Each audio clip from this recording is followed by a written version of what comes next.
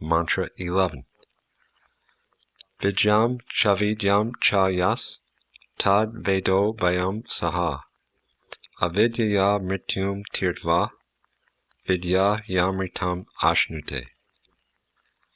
Vidyam, knowledge in fact, cha, and, avidyam, nescience, cha, and, ya, a person, tad, that, veda, knows, ubhayam, both, saha, simultaneously, avidyaya, by culture of nescience, mrityum, repeated death, tirtva, transcending, vidyaya, by culture of knowledge, amritam, deathlessness, ashnute, enjoys.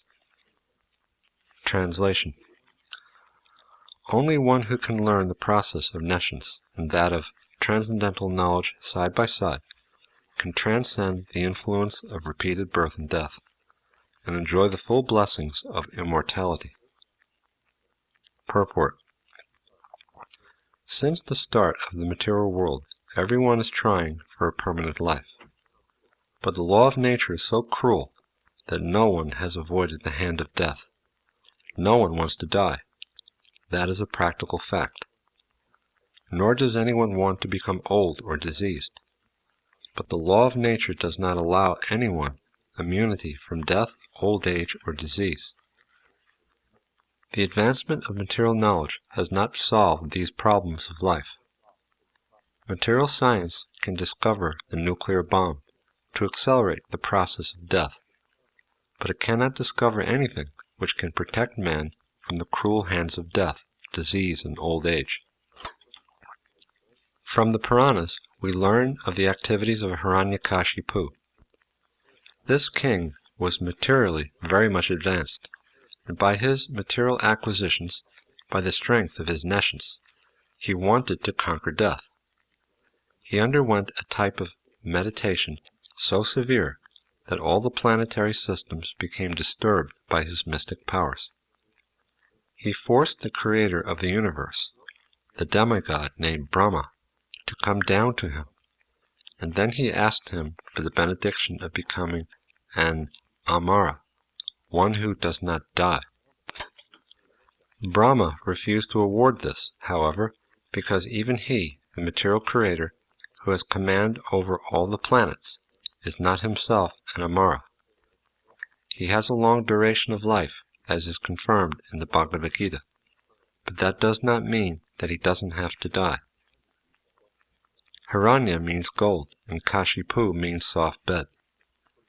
This gentleman was interested in these two things, money and women, and he wanted to enjoy this sort of life by becoming artificially immortal. He asked Brahma many things indirectly in hopes of fulfilling his desire to become an Amara.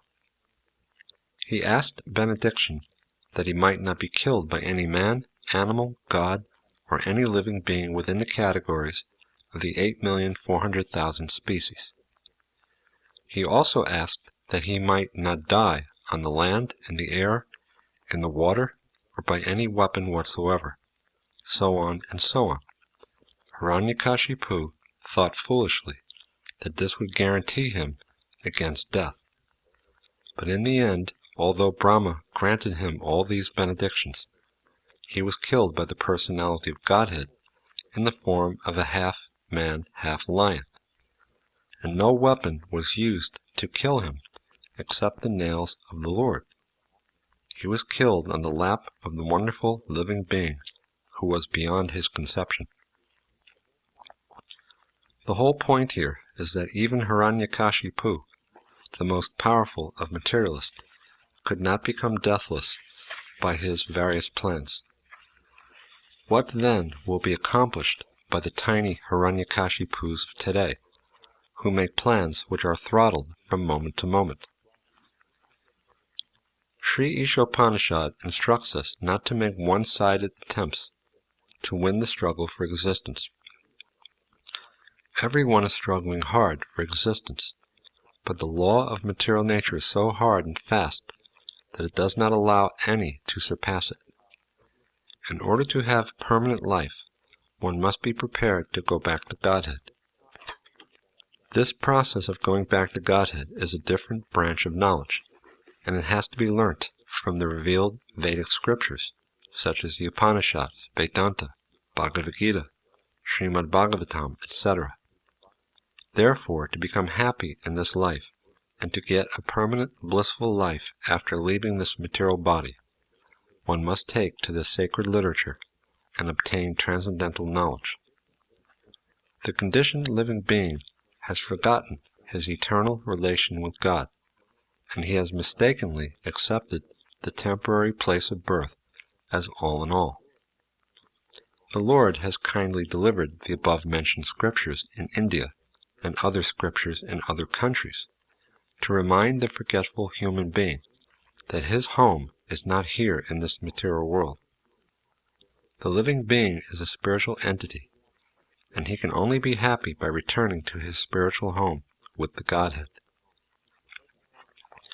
The personality of Godhead from his kingdom sends his bona fide servants to propagate this mission of going back to Godhead, and sometimes he comes himself to do this work.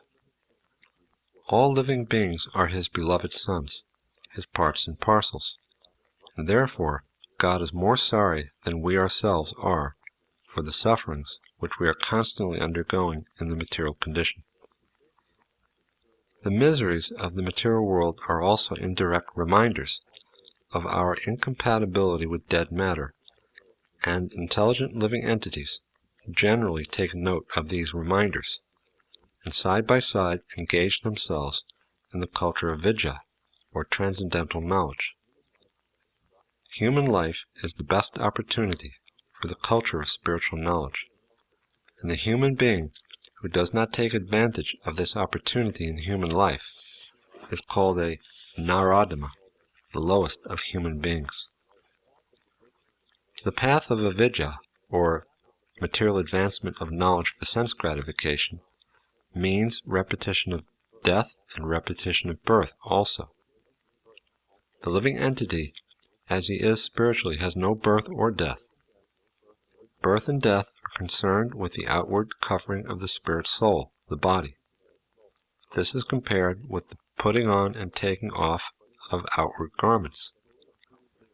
Foolish human beings who are grossly absorbed in the culture of avidya, nescience, do not mind this cruel process, but being enamored of the beauty of the illusory energy, they do the same things over, repeatedly, without learning any lesson from the law of nature.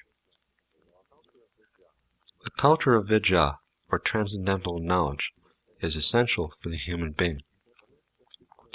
Unrestricted sense enjoyment and the diseased material condition of the senses must be restricted as far as possible. Unrestricted sense enjoyment in this bodily condition is the path of ignorance and death. The living entities are not without spiritual senses. Every living being in his original spiritual form has all the senses which are now material, covered by the body and the mind. Activities of the material senses are perverted reflections of spiritual pastimes. The engagement of the spirit soul under the material covering is the diseased condition of the soul, and real sense enjoyment is possible when the disease is removed. In our pure spiritual form, freed from all material contamination, pure enjoyment of the senses is possible. The aim of human life should therefore not be perverted sense enjoyment, but should be to cure the material disease. Aggravating the material disease is no sign of knowledge. It is the sign of culturing avidya, ignorance. The degree of a fever must not be increased from 105 to 107 for good health. The degree is to be reduced to the normal state of 98.6. That should be the aim of human life. The modern trend of material civilization is to increase the degree of the feverish material condition, which has therefore reached the point of 107 in the form of atomic energy, with the foolish politicians crying that at any moment the world may go to hell. That is the result of the advancement of material knowledge and of the neglect of the most important part of life, the culture of spiritual knowledge. Here is a warning in Sri Isopanisad that we must not follow such a dangerous path leading to death. On the contrary, we must side by side develop the culture of spiritual knowledge so that we may become completely free from the cruel hands of death. This does not mean that all civic activities for the maintenance of the body should be stopped. There is no question of stopping activities, as there is no question of wiping out one's temperature altogether when trying to recover from a disease. We have already tried to explain the matter by the expression to make the best use of a bad bargain. The culture of spiritual knowledge has to be done with the help of this body and mind, and therefore maintenance of the body and mind is required if we are to reach our goal. The normal temperature should be maintained at 98.6 degrees, but it should not be foolishly increased to the degree of 107. The great sages and saints of India wanted to maintain the normal temperature by a balanced program of material and spiritual knowledge. They never allowed the misuse of human intelligence for diseased sense gratification. Human activities diseased by a temperament of sense gratification have been regulated in the Vedas under the principles of salvation. This system is found in 4 divisions: religion, economic development, sense gratification, and salvation. At the present moment, the people have no interest either in religion or salvation. They have only one aim in life: sense gratification, and in order to fulfill this end, they have different plans for economic development. Misguided man thinks that religion should be maintained for its contribution to economic development, and that economic development is required for sense gratification. And in order to guarantee further sense gratification after death, in heaven there is some system of religious observances. But this is not the purpose of the principles of salvation. The path of religion is actually for self-realization. Economic development is required just to maintain the body in a sound, healthy condition. A man should live in a healthy condition of life, with a sound mind just to realize vidya, true knowledge, which is the aim of human life. This life is not meant for working like an ass or for the culture of avidya or for sense gratification. The path of vidya is most perfectly presented in the Srimad Bhagavatam. The Bhagavatam directs a human being to utilize his life in the matter of inquiring about the Absolute Truth.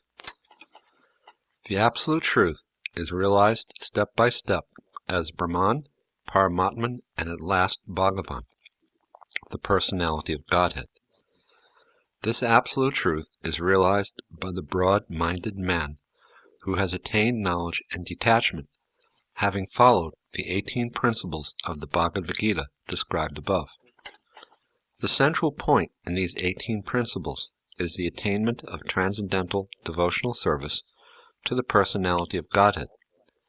Therefore, it is recommended for all classes of men to learn the art of devotional service to the Lord. Religiousness, economic development, and sense gratification, without the aim of attaining devotional service to the Lord, are all different forms of nescience, as will be shown hereafter in Sri Isopanisad. Thus, to culture vidya, especially in this age, one must always hear and chant and worship with concentrated attention, targeted on the Personality of Godhead, who is the Lord of the Transcendentalists.